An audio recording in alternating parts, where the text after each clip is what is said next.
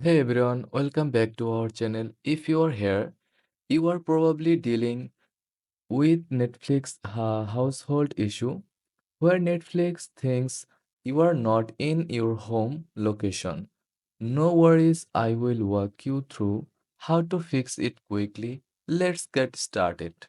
First of all, if Netflix is asking to set or verify your household, make sure you are connected to your home Wi-Fi.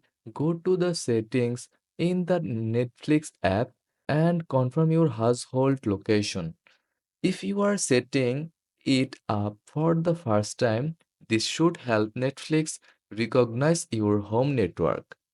After that, if Netflix still has issues, head to your account settings on the Netflix website. Scroll down to Manage Household, where you can update or reset your home location. Make sure you are on the primary Wi Fi network you want to use as your household. Still having trouble? Try reaching out to Netflix support through the help center.